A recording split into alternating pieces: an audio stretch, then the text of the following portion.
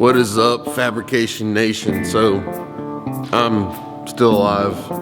I haven't given up on YouTube. It's been really busy. Hipsters apart, I've been working on it. It hasn't been sitting idle.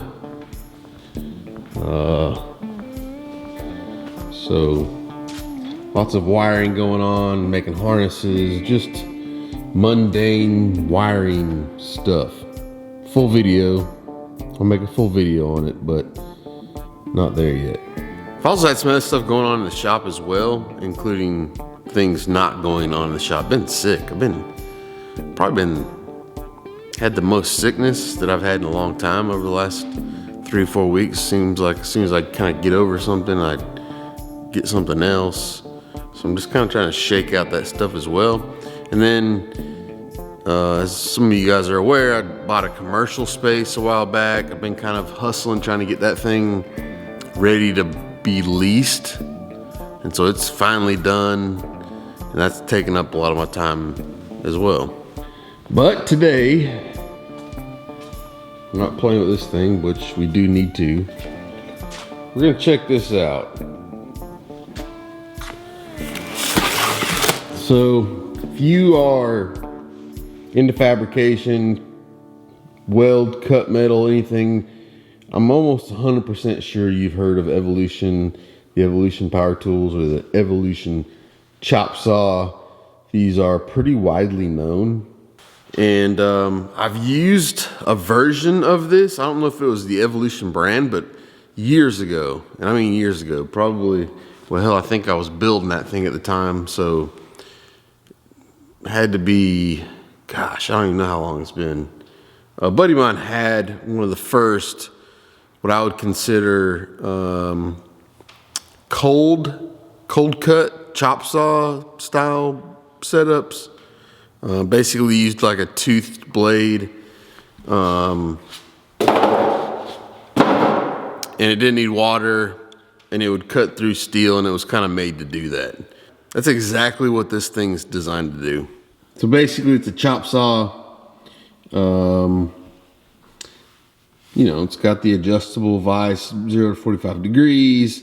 It is designed to cut metal, so it's not going to have any sparks or virtually no sparks. I think it does that based on blade technology and blade speed. So you couldn't put one of these blades in a standard, if I'm not mistaken, you couldn't put one of these blades in a standard miter saw for wood. It just spins too fast. So I figured today we'd kind of break this thing out of the box, open it up, check it out. I've got an old school traditional chop saw, kind of compare the two, talk about why these are way better than the traditional chop saw. Yeah, let's do that.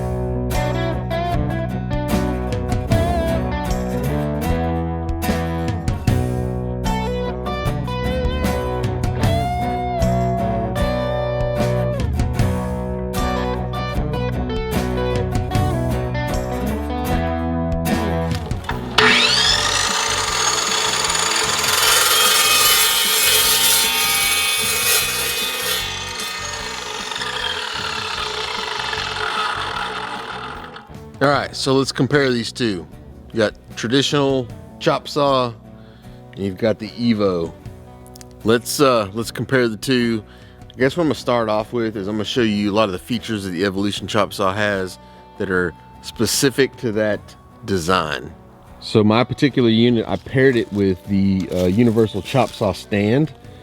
This thing's pretty neat. It's got some doodads that I'm gonna show you that kind of make things easier. I'll show you how those work. Let's start off with the saw by itself though. So this particular model is the 14-inch model. It's the Evolution 380. They make these in different sizes. This one, like I said, is a 14-inch blade on it. Has a lot of the features that you're gonna see on any chop saw, really. It's got the adjustable angle. It's got the quick release on this thing, which is not unheard of. So you just flip this thing up, slides right out, slides right back. Just makes things a little quicker.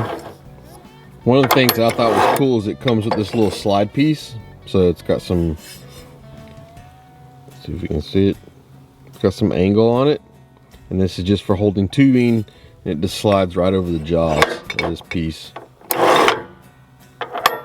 This one has a positive stop, so you can basically adjust how far the saw can go down before it stops. It's also got this latch piece where you can twist it. And then it's going to lock for you. And then to release it, you just pull it out, give it a little twist, and it's going to be fully operational. This particular one also has the slide out guard. So this is good if you have kids, they're not sticking their hands in there when this thing's up, right? Keeps you safe too, I guess. Safety switch on the handle, so you have to actually depress this button before it's going to operate. And then if you go around back, this one has a chip drawer.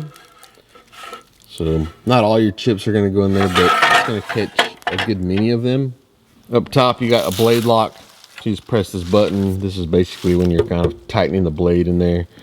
It's going to lock it. Most of them have that. And then one of the cool things they did is they made a place for your Allen wrench. So it just slides right in this little holder. We always know where it's at. And then moving on to the stand. So this is a pretty cool little setup. Locks this thing in with just some snubbers. So if you ever need to take it out, basically you just loosen it up with these little T-handles. These pieces slide back. The saw can come out. You can move it, do whatever you need to do with it. You want to put it back on the stand, tighten those back in, and you're ready to go. The legs themselves just have some little pop-in pins. Pop these in. You can adjust the height, squeeze the lever. These things fold up out of the way, and then you can take this table wherever you want to take it. You can store it as well. If you want to take it on the road with you to the track, wherever you're going, you can do that. And then on each side, you have these material holders. So it's got a little knob on the bottom. You just loosen that knob up. This thing will slide in and out. You can loosen this outer knob, and the material holder itself can go up and down based on what you're trying to put on here. So it's got that on this side. And kind of the same setup over here, except for this one has a material stop that you can use.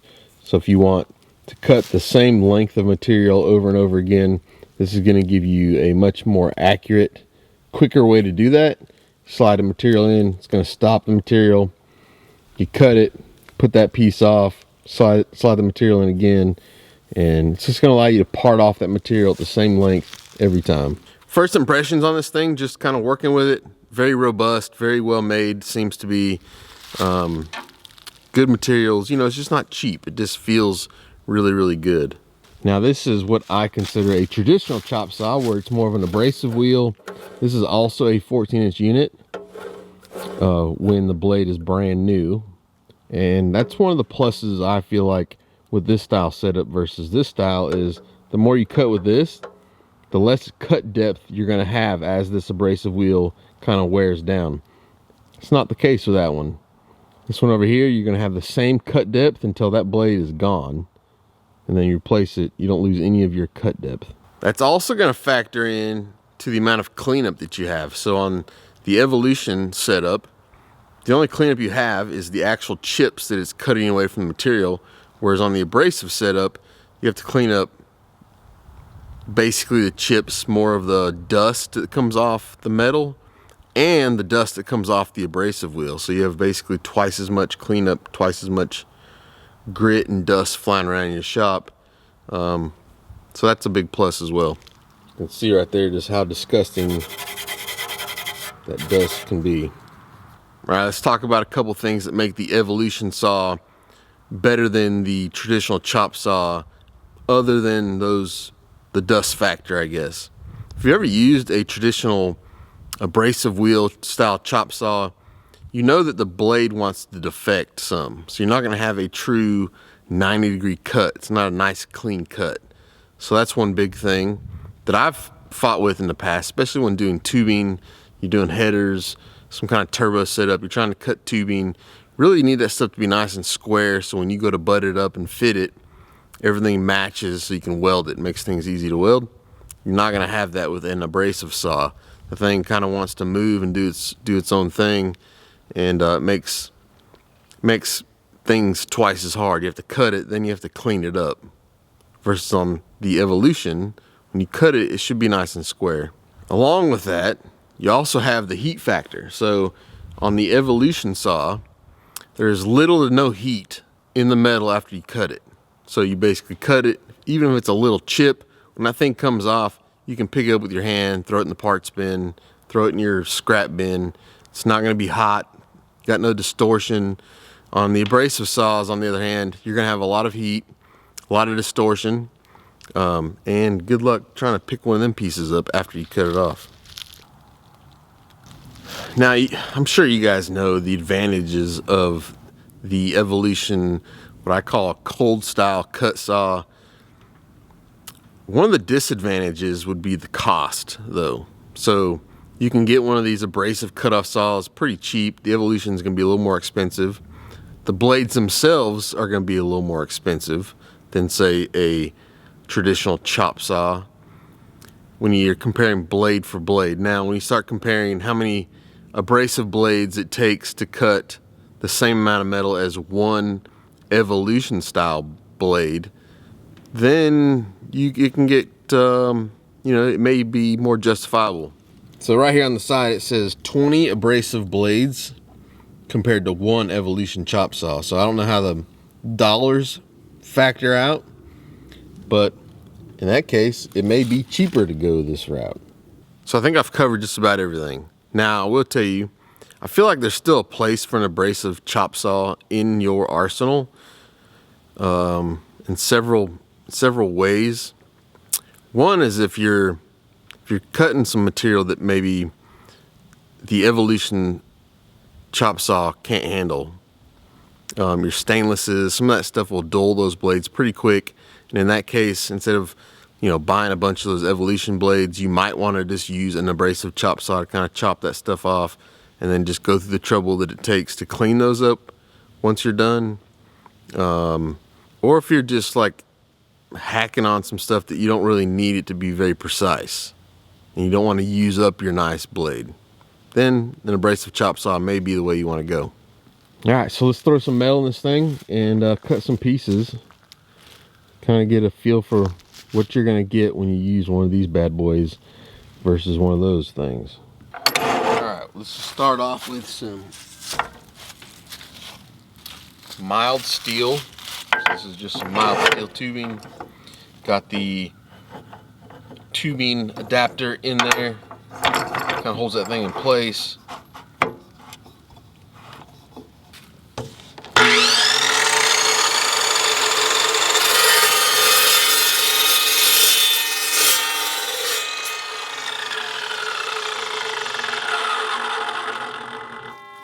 So there's your part off.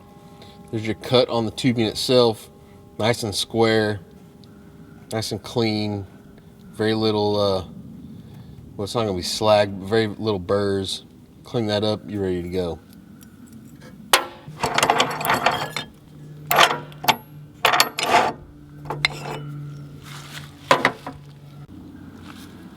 Okay, let's throw some square tube in there. Now, the one thing too is this saw cuts much faster than an abrasive cutoff wheel does. So that's a plus as well. You don't have the, it's not grinding through that thing, it's cutting through it, which is definitely an advantage.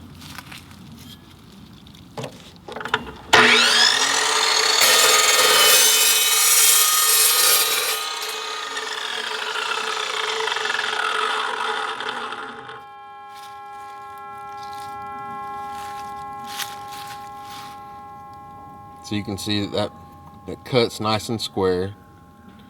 no deflection, parts not even warm. The speed is way faster, and I'm actually not even cranking on it. I'm kind of letting the saw do the work, just easing through there, and it's still faster. So there you go, the Evolution chop saw. This thing's rad. Really stoked to have this in my arsenal of tools.